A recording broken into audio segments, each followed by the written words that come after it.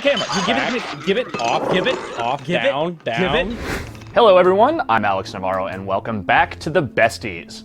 This is of course the feature where we, the editors of Screen, induct our most favoritist movies of all time into our own little Hall of Fame. Because, I mean, seriously, who's gonna stop us? You? Valentine's Day is just close enough now for me to shoehorn its timeliness into the relevance of our latest Besties pick, 2004's Eternal Sunshine of the Spotless Mind. Without getting too hyperbolic about it, this movie is simply one of the weirdest and most memorable romantic comedies of all time, and I can say personally without qualification that it's my favorite film in the genre. Ever. Like, forever, ever. I can't hear you. I can never the fuck understand what you're saying. Maybe that's because it's as much about the raw emotions that surround love gone horribly awry as it is the discovery of newfound love, and even the rediscovery of seemingly lost love. This is a really bad time for this! Screenwriter Charlie Kaufman, well known for his aggressively offbeat and completely batshit stories in movies like Being John Malkovich and Adaptation, offers up arguably his most simultaneously mainstream and bizarre work in telling the story of Joel and Clementine, played by Jim Carrey and Kate Winslet. These two start the film in a goofy meet-cute on a wintertime beach, but it's apparent from the get-go that something's just a little bit off. That offness is confirmed not long after when we rediscover Joel and Clementine post-horrific breakup. In a strange encounter, Joel attempts to talk to Clementine, only to discover that she seemingly has no idea who he is. Can I help you find something, sir? And this is where the Kaufman brand weirdness comes in whole hog. Clementine has had her memories of Joel completely erased, courtesy of a fringe medical group called Lacuna Incorporated. The head of this peculiar brand of cosmetic brain surgery, played by the always fantastic Tom Wilkinson, has developed a technique that will target and obliterate any unwanted memories of a specific person, place, or event. In a fit of rage, Joel agrees to the procedure, and the Laguna techs, played by Mark Ruffalo, Kirsten Dunst, and a preeminently creepy Elijah Wood, come in the middle of the night to take Joel's pain away. Except that in the middle of the process, Joel realizes he doesn't actually want those memories gone. A good chunk of the movie takes place inside Joel's head, with Jim Carrey bouncing from memory to memory of his ever-disappearing relationship. Now, the world of dreams and memories is one that's often attempted and rarely executed very well in films. Either things end up being just like entirely too literal or just way too overtly crazy. Leave it to director Michel Gondry to find a perfect balance between moments grounded in reality and moments distorted by the procedure, and even just the haziness of one's own memory. This is actually only Gondry's second feature film, but if there's one thing a lifetime of making bizarre music videos qualifies you to do, it's to give us a trippy, fascinating look inside a topsy-turvy dream world. But for as cool and bizarre as Gondry's visual tricks are, the real standout quality about Eternal Sunshine is the bittersweet love story at the center of it. Joel and Clementine's romance is a completely believable one. The characters are written with an inordinate amount of soul for what you typically get in a romantic comedy of any sort.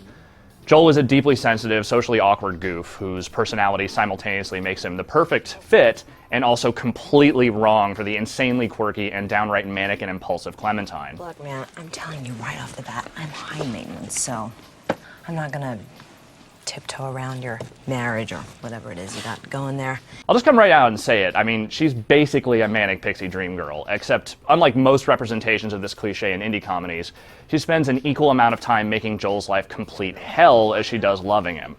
She's like Cancer and The Cure all wrapped up in one bubbly, beautiful woman. She's a fully realized character and not just some portrait of a dream girl. Too many guys think I'm a concept, or I complete them, or I'm gonna make them alive. But I'm just a fucked up girl who's looking for my own peace of mind. Don't assign me yours.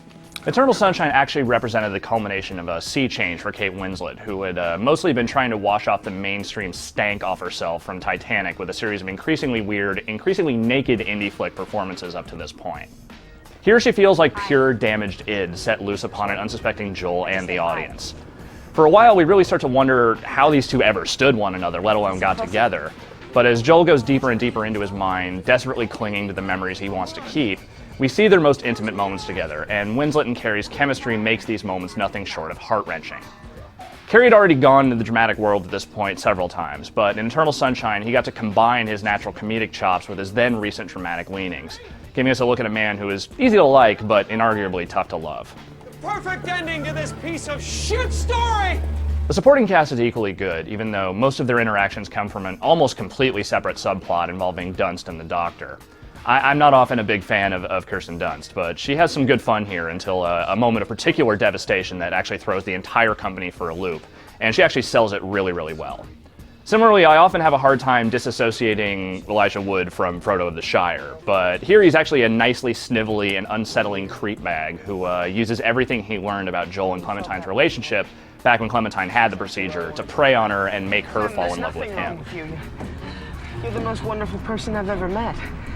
You're kind, you're beautiful. Above all else, Eternal Sunshine of the Spotless Mind is just a fantastically realized tale of two people in love. Kaufman and Gondry aren't afraid to show you the messy bits that other romantic comedies tend to just pretend don't exist. Would you do me a favor and clean the goddamn hair off the soap when you're done in the shower? Yeah. Really.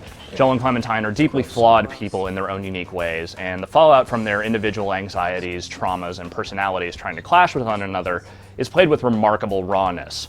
At the same time, the sadder, more tragic elements blend beautifully with the happier ones, giving us a complete look at how these two coexisted and loved each other as Joel's memories dissolve one by one by one.